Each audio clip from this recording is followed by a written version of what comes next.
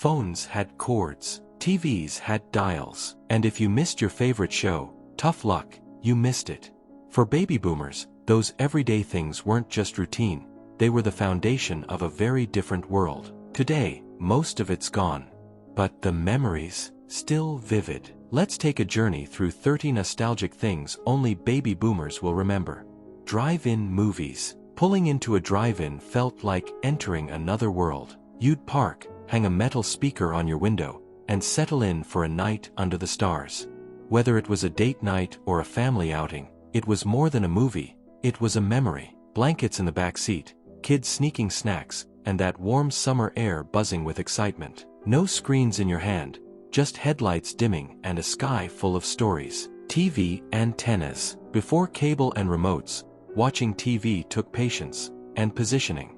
You'd wrestle with rabbit ears, twist the base, maybe even have someone hold the antenna in just the right spot. And if it rained, forget it. The picture would vanish into static. Still, that moment when the screen finally cleared felt like a small victory. 3-channel TV. With only 3 channels to choose from, every show felt like a big deal. You planned your evening around what was airing. And once midnight hit, the screen didn't keep going, it cut to static or a test pattern. That was the sign. Bedtime. In a way, the world had an off switch, and that felt oddly comforting. Sunday morning cartoons. While everyone talks about Saturday cartoons, Sunday had its own charm. Early shows like Gumby and Davy and Goliath were quiet, creative, and a little weird in the best way. Kids soaked it in before church, cereal in hand, soaking up every frame before the grown-up world kicked in. I Love Lucy. No show lit up living rooms like I Love Lucy. Her wild ideas, Ricky's reactions, and the timeless comedy brought families together week after week. There were no replays or spoilers, just shared laughter in real time. Lucy wasn't just on TV, she was TV. Rotary phones. Before touchscreens and voice commands, making a call meant spinning a dial, literally. Each number had to be turned, released, and listened to as it clicked back into place. It was slow, deliberate, and weirdly satisfying. There was no caller ID, no texting, no way to screen who was calling. You just answered, and hoped for the best. It made every conversation feel a little more real.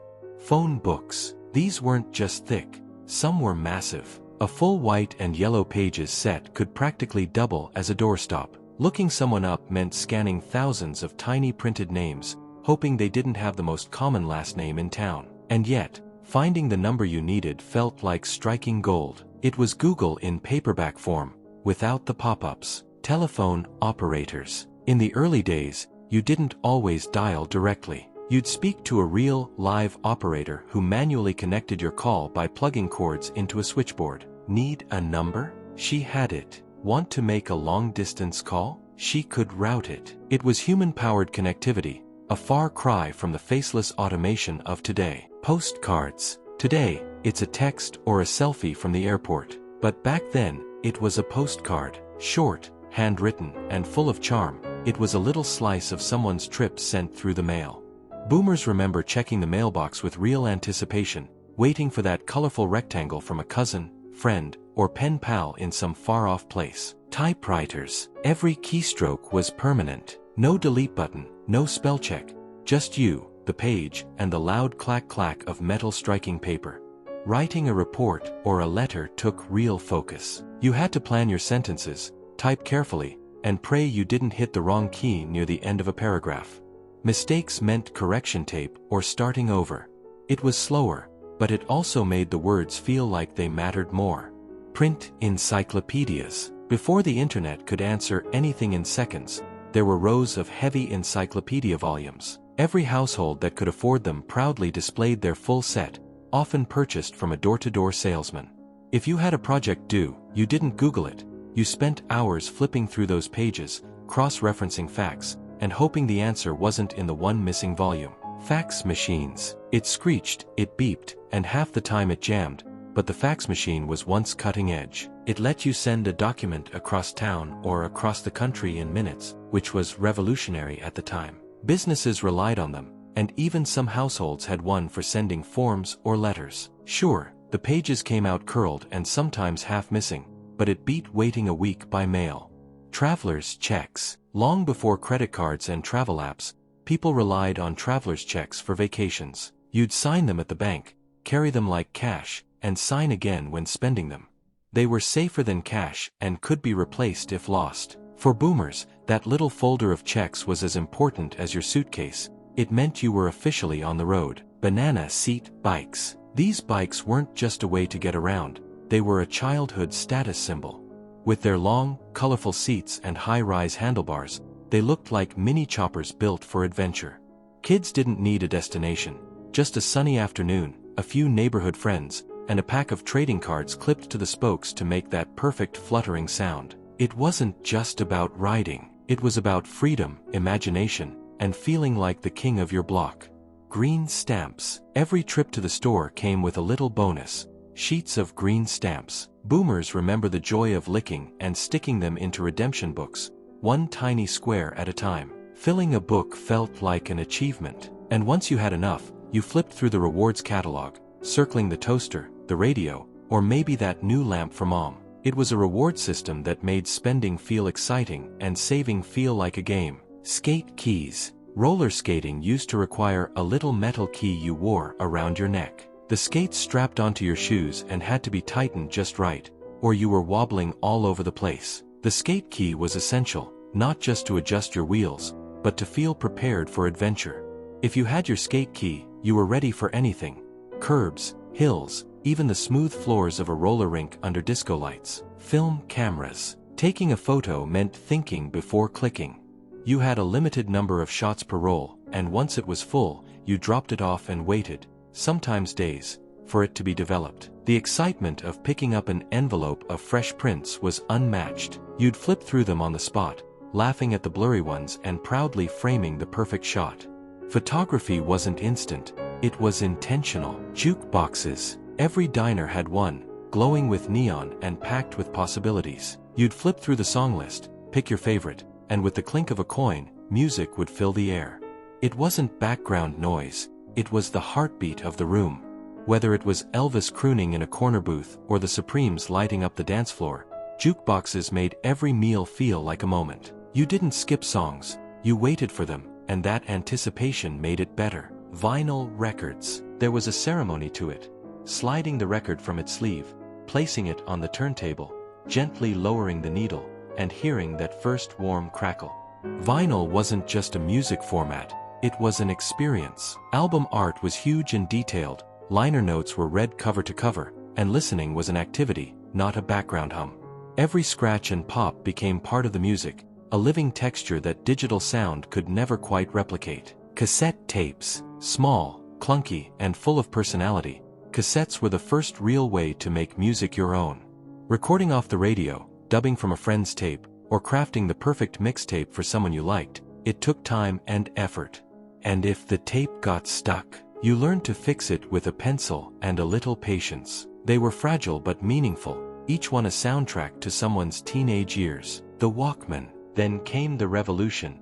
Music on the go. The Sony Walkman turned your personal playlist into a private world. Pop in a cassette, press play, and you were instantly transported, whether you were mowing the lawn or walking to school. Those headphones didn't cancel noise, they invited it in, turning the everyday into a movie scene. It made music feel more intimate, more mobile, more yours. Soda fountains. These were more than places to get a root beer float, they were the social hubs of the neighborhood. You'd belly up to the counter, order a cherry Coke or a malted milkshake, and spin on a red vinyl stool while chatting with friends or flirting with your crush. The soda jerk knew your name, your order, and maybe even your latest gossip. It was a simpler kind of hangout, and a sweeter one, too. Home computers. Before smartphones fit in your pocket, computers took up half your desk and half your patience. Machines like the Commodore 64 and Apple II didn't just appear in homes overnight, they were milestones. Boomers were the first generation to welcome these strange, glowing boxes into the family room, learning to type commands, save files on floppy disks, and marvel at pixelated games. It wasn't sleek, it wasn't fast, but it was the start of everything. VCRs. Imagine being able to pause live TV, or record your favorite show to watch later. That was a game changer. The The VCR brought power to the viewer for the first time. Suddenly, you didn't have to rush home for prime time. You could record it, rewind it, even fast-forward the commercials. And let's not forget the ritual of renting a movie from the video store, rewinding it before return, and the little sticker that reminded you to be kind, rewind. Arcade games. Stepping into an arcade in the 70s or 80s was like entering another universe. One lit with glowing screens, thumping music, and rows of machines hungry for quarters. Whether it was Pac-Man, Galaga, or Donkey Kong, the goal was always the same: climb the leaderboard and leave your initials at the top. It was noisy, competitive, and electric. An entire culture built around flashing lights and the chase for a high score. Milk delivery. Before supermarket chains dominated the landscape, milk came to your door in glass bottles, courtesy of the neighborhood milkman. He knew your schedule, your preferences, and even your dog's name. Empty bottles were left on the porch and swapped for full ones, fresh and cold. It was reliable, personal, and strangely elegant. And when plastic jugs took over, something got lost in the trade. 5 and dime stores.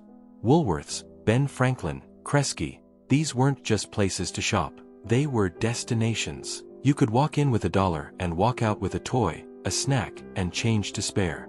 Every aisle had surprises: penny candy, sewing kits, records, comic books. Boomers didn't scroll for what they wanted. They wandered. These stores felt local, familiar, and full of charm, long before big box chains took their place. The moon landing. July 20th, 1969 wasn't just a date.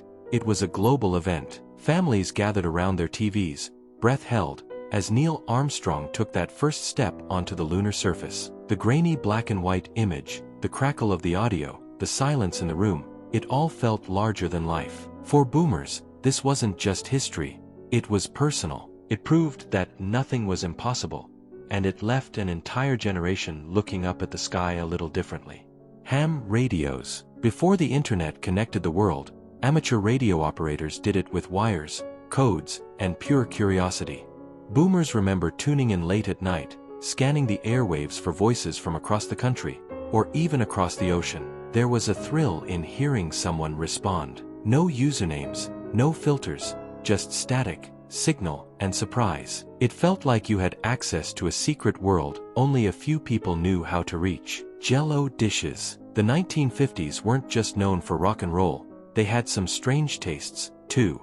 Jello dishes were colorful, wobbly, and often filled with some very questionable ingredients. From fruit cocktail to shredded carrots to mini marshmallows, boomers saw it all molded into gelatin and served proudly at every family gathering. It was weird, it was wonderful, and it was somehow delicious, sort of.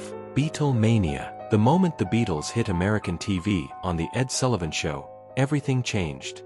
Teens screamed, parents rolled their eyes, and music was never the same again.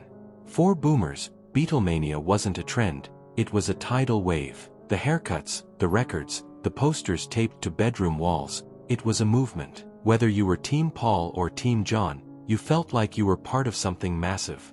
And in a way, you were. For baby boomers, these weren't just things, they were pieces of everyday life. A drive-in movie wasn't just a film under the stars. A rotary phone wasn't just a tool, it was a lifeline. And a postcard wasn't just paper, it was a personal connection that took time, effort, and heart. These memories stick because they came from a time when life moved slower and felt more intentional. Every call was thoughtful. Every photo meant something. Even the small stuff, like filling a green stamp book or choosing a jukebox song, felt earned. The world may have changed, but the feeling those moments gave us, that lasts. If any of these took you back, share your favorite in the comments. And if you want more nostalgic trips like this, hit like, subscribe, and stick around. There's a lot more where this came from.